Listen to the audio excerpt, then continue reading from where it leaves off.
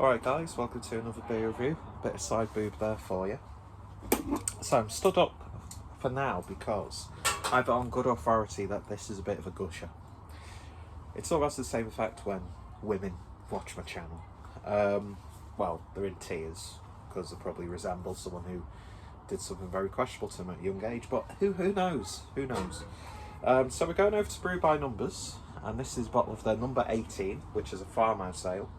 And this is Blackberry and Blackcurrant, 7% ABV, 375ml, a mixed fermentation pale ale to celebrate the vibrancy of seasonal British hedgerow fruits, starting with a complex farmhouse pale ale base before packing the beer onto fresh blackcurrant and blackberries over the summer months. The result is a satisfyingly complex and refreshing beer, enjoyed on its own or with fine food.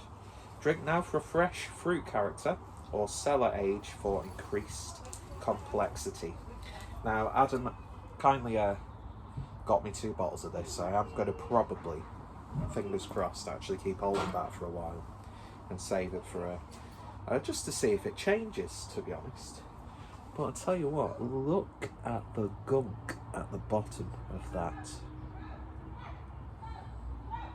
Not really seeing it too much.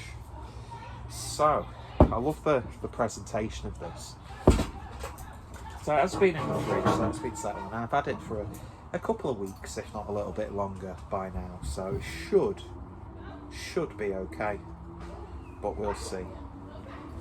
So, let's get this open. In fact, should have probably got a bigger glass, but I'm a poncy arsehole, so it doesn't really matter. Oh. And yeah, it's coming out, but not a gusher, which is good.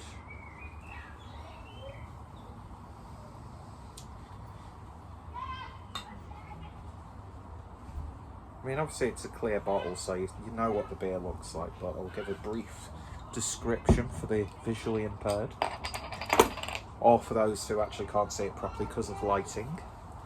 So beer in a glass then, and it's exactly what you would expect with the fruits that have been used.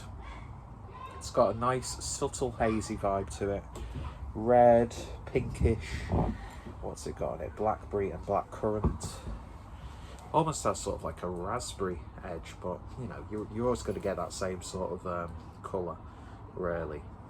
With, well, the head's died down considerably.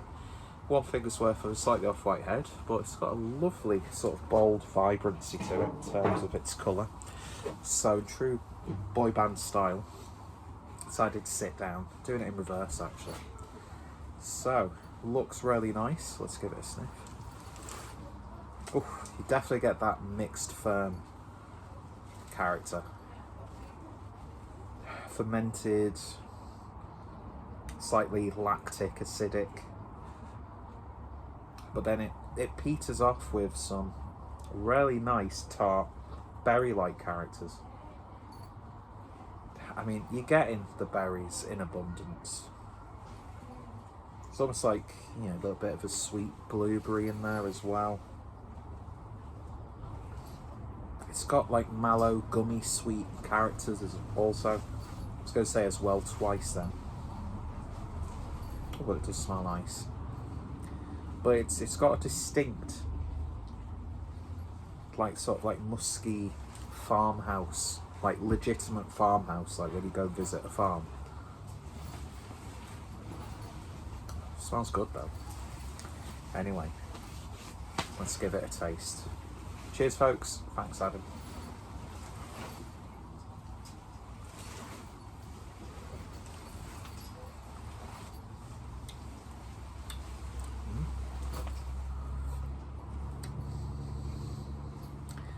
Not gonna lie, didn't get a really strong flavour of anything there.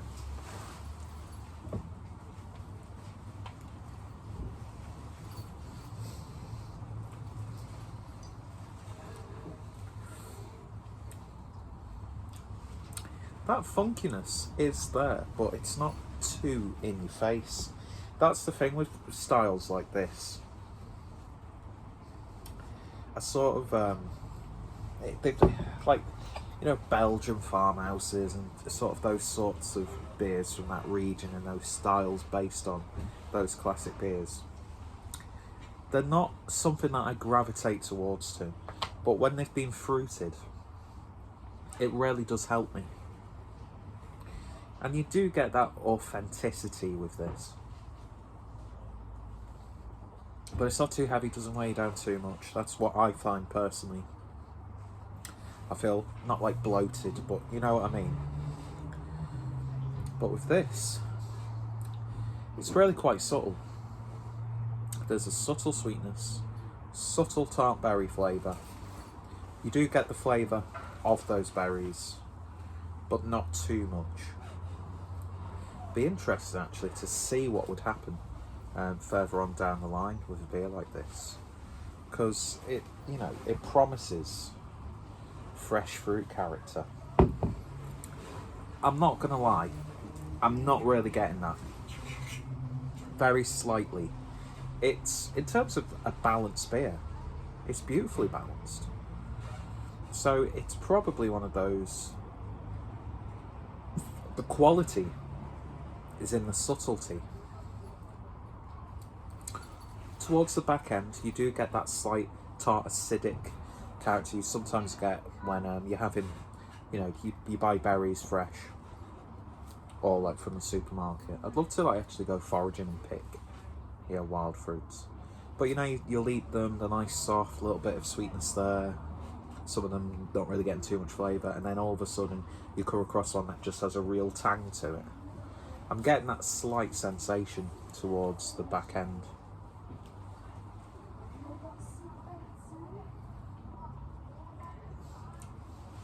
Medium mouthfeel. It's got a really nice crispness to it. I'm sure someone much more well versed in this sort of style would be able to give you a much more, you know, pinpoint, calculated review. But I'll tell you what, it's lovely and drinkable. It's perfect for this sort of weather we've got now. It's a little bit warmer.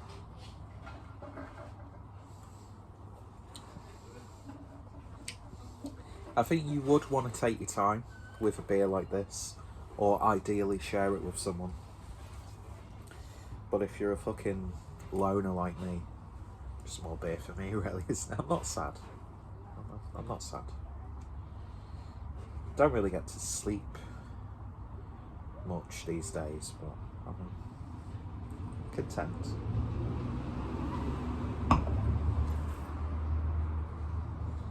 Where did it all go wrong? Anyway, but yeah, it's a lovely, lovely example of a farmhouse ale. You'll get examples where they're a lot more pungent in that regard. But this, I think, because it's straight out the fridge, I think some of those subtleties are being masked. But it's far from a complex beer.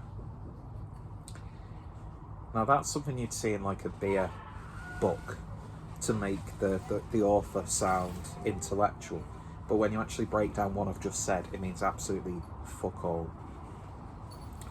But that's what us beer ponces are like, isn't it? We just come up with the most ludicrous flavour profiles.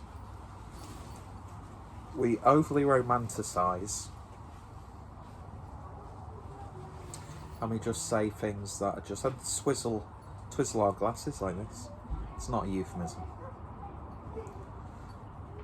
It's alright, but there was part of me that was expecting maybe a little bit more vibrancy and a little bit more flavour, maybe pack a little bit more of a punch.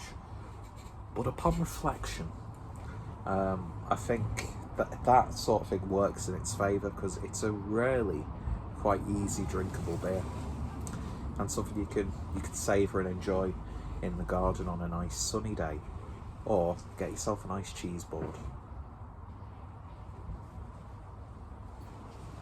Not bad at all, not bad at all. And I'd be interested to try more of the 19 series from Brew by Numbers, and I'd imagine it's going to get a little bit more flavoursome once those little glubby bits are incorporated. Anyway, so thanks for watching. If you've tried this or any other versions of Brew by Numbers Farmhouse, let me know your thoughts, opinions down below. I've got a lot of time for Brew by Numbers. In that same little haul, Adam also dropped off 3 of their coffee porters, which looking forward to those, to put it very mildly. But I want something a little bit different, and this is it. And I think they've done a good job. It's got an authenticity to it, but maybe just a little bit more flavour would have been a little bit better. But who am I to judge, because it's not a style I'm that familiar with really, so completely disregard this review. Anyway, go check out Brew by Numbers, links will be in the description. I reviewed a few beers on the channel now, so and I think my sound's been disconnected because I've got a call. But hey, cheers for watching, you all take care, stay safe, and I'll see you later.